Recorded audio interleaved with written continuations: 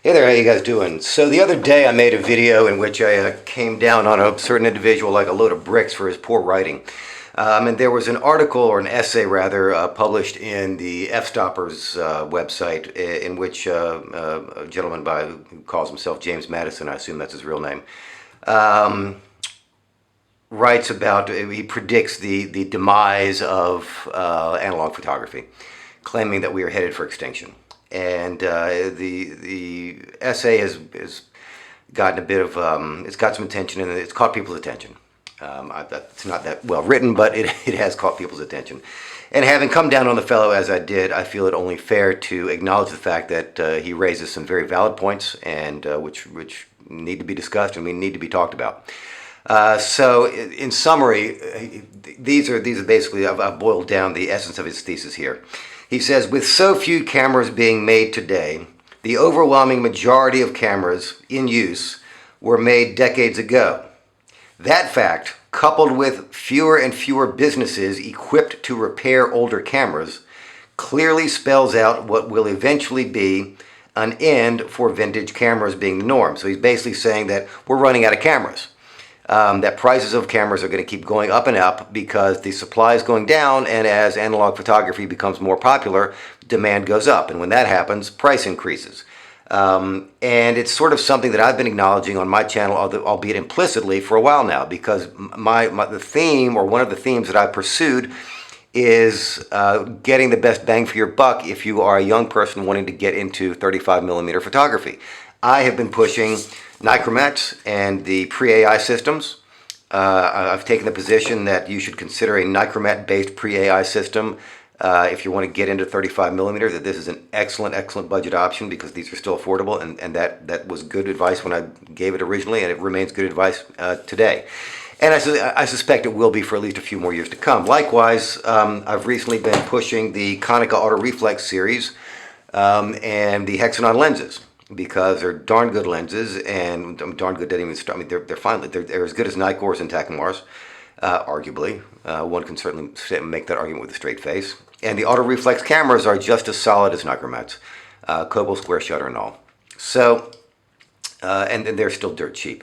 So I think that the Nichromats and the auto reflexes, along with some other options such as Minolta SRT series, Canon FTB, a few others, will remain affordable for at least a few more years.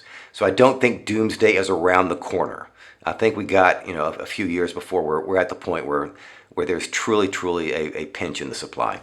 And I base that estimation on the fact that the auto reflexes and the Nichromats, which are truly outstanding cameras, can be had still today in really nice condition for well over $100 a piece. And as long as that remains the case, then we're not yet pinched for supply, but it's coming. I mean, it's inevitable. It is inevitable, and he makes a valid point. So the essay continues that he says, I would argue that the only thing that could truly turn things around is for more manufacturers to present new options for cameras, and among those that currently make them, to offer less expensive options. So he's basically saying, in order to save analog, we need brand new, inexpensive cameras that are better than cheapy, lomography, sprocket rocket, Holga kind of stuff. Okay, which is an absolutely valid point, and he is 100% correct. So, if analog is going to survive, we most certainly do. We will eventually need new cameras, and we'll need them at a price that people can afford. And I imagine that, a few $100. I mean, young people aren't going to get into analog, if the cheapest option for a new camera is $1,000. I think the price point you got to reach is somewhere around, 300 maybe, $300 to $400. Once you get over $500, I think you're pushing the budget of anyone who's looking to get into analog. So I gave this some thought, and I was sort of noodling it over in my brain, and I thought, wait a minute. Well, hold on a minute. Is there an historical example of a society which had a need for decent, reliable 35mm cameras, and yet whose industrial capacity was utterly devastated, say, by war, and yet managed to cobble together and manufacture steadily a good solid product with very meager resources? And I believe the answer is yes. So I started thinking to myself, wait a minute, hold on. What about our former adversaries and in the old Soviet Union, or at least I'm American, my former adversaries. What about the Soviets? They did. I mean, the Soviet Union was able to produce pretty good cameras with very meager resources. And I was kind of thinking about it, and I thought to myself, well, and please don't take this the wrong way. This is going to sound like a horrible, horrible, ugly American thing to say, but let me explain myself. But my thought was, well, heck, if the Soviets could do it, why not? And what I mean by that is the following. Back during the Cold War, the Soviet Union had a first-class military. They did not, however, have first-class consumer products. Economists refer to this as the choice between guns and butter. The choice between guns and butter is the sort of your Econ 101 lesson where you learn about a society's allocation of resources between military on the one hand and consumer on the other hand. And one of the reasons that we in the West prevailed, I argue, I think is correct, is that we could have it both. We had hi-fi stereos and color TV sets and big Brady Bunch style houses and Woodstock, and we had the high life, and we had a first-rate military, whereas the Soviets had to make a choice. And they most certainly had a first-rate military, but their consumer products suffered considerably. In fact, there was a joke going around when I was in high school. I don't know if this is true or not, and I'm very curious about this. If you grew up in the Soviet Union, if you could tell me whether this is just American propaganda or whether this is actually true. So the joke was that sort of gallows humor kind of joke, that the major cause of house fires in the Soviet Union in the 70s and 80s was exploding television sets. That the TV sets were so poor and the wiring was so poorly made, and that they would simply ignite spontaneously, and that this is a major cause of house fires in the Soviet Union back then. But my point is that having allocated the lion's share of their resources to military production, tanks, warplanes, missiles, and such. What was left over for consumer products was pretty meager. I mean, but the consumer products in the Soviet Union, they got the table scraps. So the people who made these cameras were working with very, very limited resources, and yet they managed to make some darn good stuff. I mean, this camera is made in this model I've dated to the late 1950s. This one to the late 1960s. And the darn thing still worked. Now this one was kept in a cupboard and wasn't used very much, but this thing's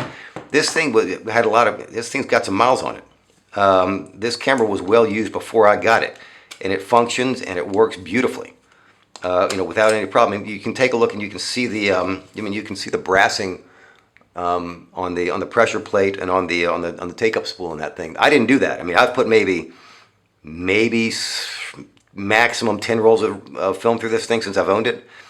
I mean, this camera was well used before I got a hold of it, and it was made over 50 years ago, 60 years ago, and the darn thing still works. So the Soviets were able to produce this stuff with very meager resources. So it occurred to me, well, heck, the Soviets were doing this with 1950s era technology in a completely dysfunctional system.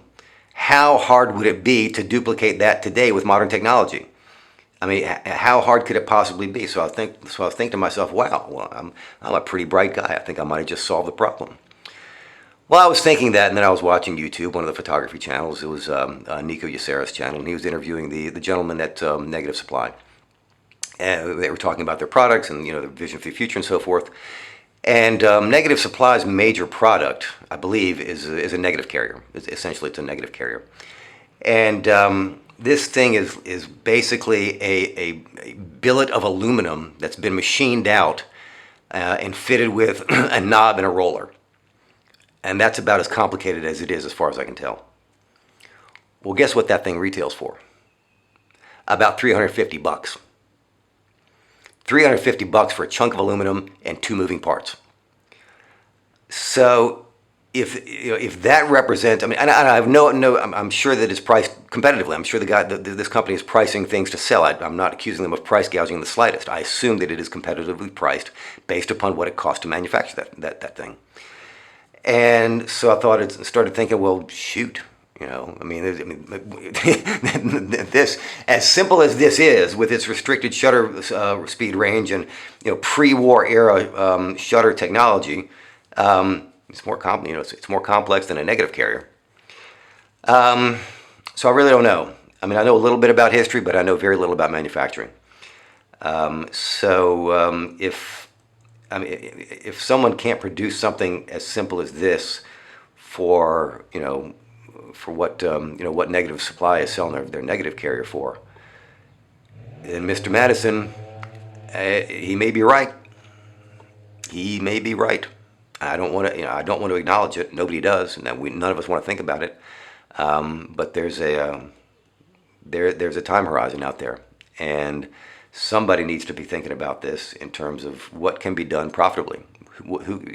Can somebody produce something? And it doesn't have to be a rangefinder like this. Although I think the Fed 2 would be a good model of it. The Fed 2 is basically a pre-war Leica that's been redesigned for mass production in a Soviet factory. So I mean, if you're going to look for a design to do on the cheap, I mean, this is a good candidate. I suggest. I don't know. It's a tough question. It's a difficult issue. Nobody wants to acknowledge it, and none of us want to think about it. But it's a very valid question, and it's one that does deserve some thought and does deserve some attention. And if Mr. Madison has succeeded in raising the issue and prompting a discussion, then all credit goes to him. And he has made a valuable contribution, uncomfortable and poorly worded as it may be. But nonetheless, I should acknowledge that he raises a valid point, and it's one that we need to talk about in the analog community.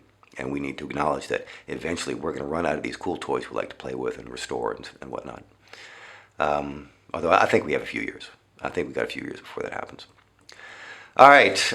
Hate to end on a downer, but those are my thoughts for the day. I did feel an obligation to give credit where credit is due, having slammed this guy for his writing earlier. So those are my thoughts. If you did enjoy the video, please subscribe and check out the links below. As a courtesy to subscribers and as a matter of policy, until further notice, I will not be monetizing my videos for 30 days following release. So if you would like to subscribe and hit the notification bell, you can see all of my content commercial free for 30 days following release. Thanks a lot, and glad to have you with me. Take care. Bye-bye.